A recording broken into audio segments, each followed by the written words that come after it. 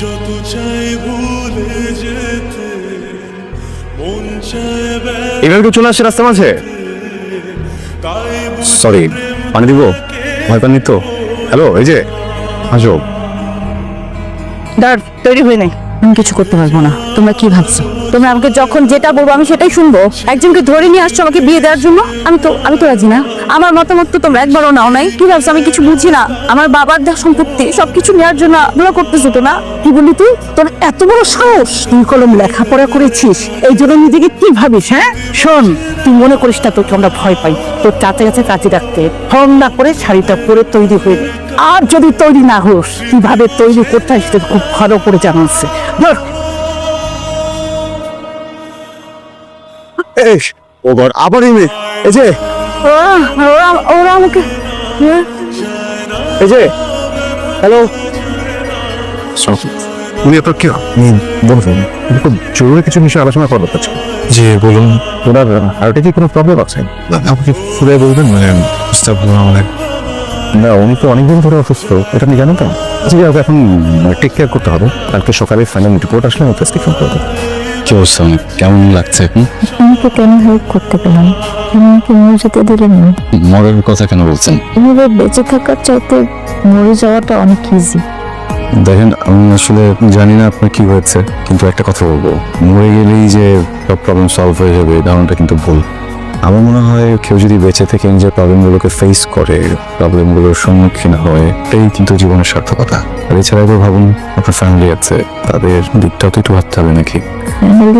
ফ্যামিলির জন্যই তো আমার এই অবস্থা। তাদের জন্য আমি এখন ঘর থেকে পালিয়ে আসতে বাধ্য হয়েছি। নিজের বাড়িতে নিজে থাকতে পারতেছি না। আপনি চাইলে কিন্তু আপনার প্রবলেমগুলো আমার সাথে শেয়ার করতে পারেন। যেখানে নিজের মানুষজনই কথা শুনলো না, মুখ পুড়ে নিল। আপনি তো আমাকে জানেন না, চেনেন না, আপনি আমার কথা শুনে কি করবেন? কি লাভ? ওর মনে করে বলতে পারেন, সমস্যা নেই তো, তাই না? বলে ফেলুন। আসলে আমি আমার চাচা চাচির সঙ্গে থাকি এখানে। আমার বাবা অনেক টাকা পয়সা রেখে গেছেন আমার পড়ালেখার জন্য, ফিউচারের জন্য, অনেক কিছু। আসলে আমি আপনি জানেন চলে গেলে খুশি হতেন? আমার খুশি সেটা আবার কি জিনিস? আচ্ছা, বুঝতে পেরেছি। আপনি কিছু রেস্ট নিন, আমি গিয়ে ডক্টরের সাথে একটু কথা বলে আসি, দেন আমাদের তো বাড়িতেও যেতে হবে। আমাদের না, আমাকে রেস্ট করুন, আমি আসছি। আনকমফোর্টেবল?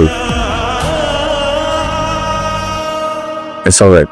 আমিও হঠাৎ করে নতুন কোথাও গেলে আনকমফোর্টেবল হয়ে যাই। মা আসলে তখন আর খারাপ লাগবে না। She is a very beautiful and jolly woman. Oh by the way, আপনি মার সাথে ঘুমাবেন নাকি? মানে মার রুমে থাকবেন, প্রবলেম নেই তো না? না। ছোট ফ্যামিলি তো, দুইটাই রুম, আমি আমার রুমে থাকি আর মা। আসসালামু আলাইকুম। আপনি? ওয়ালাইকুম আসসালাম। কাকে চান? পড়া গেছে? হ্যাঁ, উনি ঘুমাচ্ছেন বোধ হয়। কি একটা পরিচয়? এখনো ঘুমাচ্ছে? পড়ার পড়ার আপনি কে? মানে আপনার একটু পরে তুমি জানতে পারো। মা, বাইরে দাঁড়িয়ে যাচ্ছ কেন? ভিতরে আসো। এসো এসো এসো। তুমি কাজল?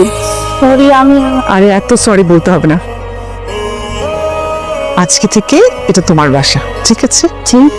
কেন তোমার পছন্দ হয়নি? আমার পছন্দ হয়েছে আন্টি, কিন্তু আন্টি আমাকে বলা যাবে না। কি বলে ডাকবো তাহলে? ম্যাম? আরে না, ম্যাম না, মা বলে ডাকতে পারবে? থাক। আরে তুমি কাঁদছো কেন? শোনো, লক্ষ্মী মেয়েরা কান্নাকাটি করে। আমার তো একটা ছেলে আছে কিন্তু মেয়ে নেই। অনেক ইচ্ছা ছিল ছেলেটাকে বিয়ে দিয়ে ছেলের বউকে মেয়ে করে রাখবো, এটা তো আর ভাগ্যে নেই। দেখো আল্লাহ তোমাকে পাঠিয়ে দিয়েছে। তাহলে তো ভালো হলো, আমাকে আর বিয়ে করতে হচ্ছে না আলাদা ভাবে। মানে তুমি তো একটা মেয়ে পেয়ে গেলে, তাই না? দেখ যেটা ভালো মনে করিস। শিবকুমার থাকা অসুবিধা নেই, মেয়ে পেয়েছি। চল পরাগ, মা। তুই কি বিজি?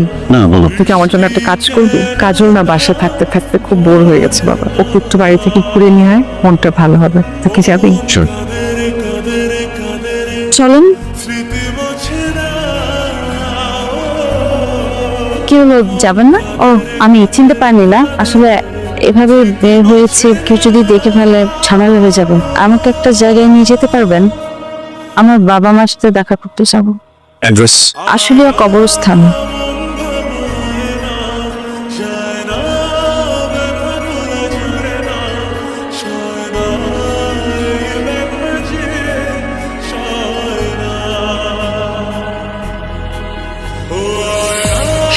আপনি তাহলে বাসে চান? তাহলে ও বাসায় যাবেন না, আপনি বাসায় যাবেন না? আমি আসবো, আমার একটা কাজ আছে, কাজ শেষ করে তারপর আসবো। হ্যাঁ, তাহলে চলেন না একসাথে শেষ করে বাসায় যাই। না না, আপনি অনেক কষ্ট করেছেন, আপনাকে অনেক অনেক কষ্ট দিয়েছি, আর দরকার নেই। আপনি অনেক মহৎ, আমি অ্যাপ্রিশিয়েট করছি। আসুন, একসাথে যাবো, দেন ওখান থেকে একসাথে বাসায় যাবো। কারণ আসুন। তুই তুই এ বাড়িতে কেন এসেছিস? লজ্জা করলো না এই বাড়িতে আসতে? এই বাড়ির মেয়েরা কখনো পালিয়ে যায় না। ছি! ও এখন আবার ছেলে নিয়ে এসেছিস বাসায় ঢোকানোর জন্য? এক্সকিউজ মি, প্লিজ আপনি একটু বুঝে কথা বলুন।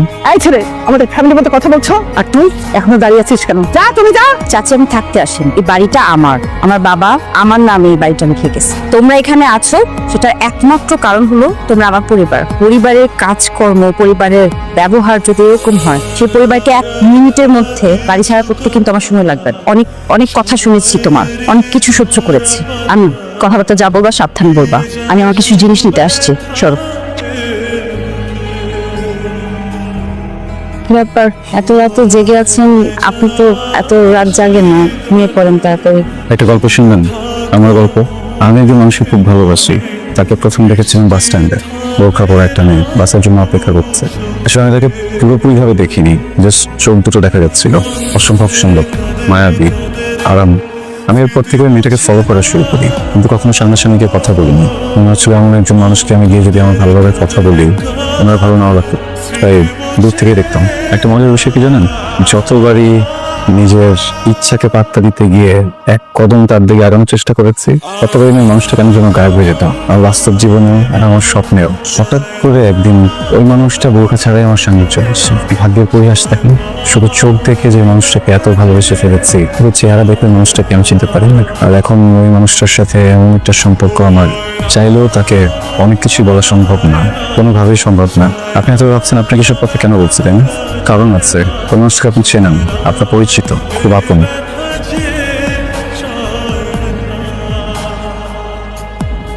আমার ভালোবাসার মানুষ আপনি। ভুল ভাববেন না। আপনাকে এই কথাগুলো বলার কারণ হচ্ছে আমি আজকে জানতে পেরেছি এই মানুষটাই আপনি।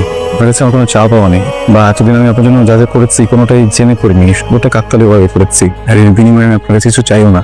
মনে হলো যেহেতু একটা ঘটনা ঘটেছে আপনার আর আমার মাঝে, আপনার অধিকার আছে তা জানার। আপনি please ফরাদ, আসলে মানসিকভাবে আমি ওই জায়গাটাতেই নাই যেখানে আমি এই সমস্ত ব্যাপার নিয়ে ভাববো বা চিন্তা করব। কিন্তু আপনাকে আমি ভীষণ পছন্দ করি। আপনার মতো মানুষকে যে বিয়ে করবে, আর যার সাথে বিয়ে হবে, তাকে কি বলবে জানেন? সৌভাগ্যবতী। আপনি আমাকে বিয়ে করবেন? কথা বলি।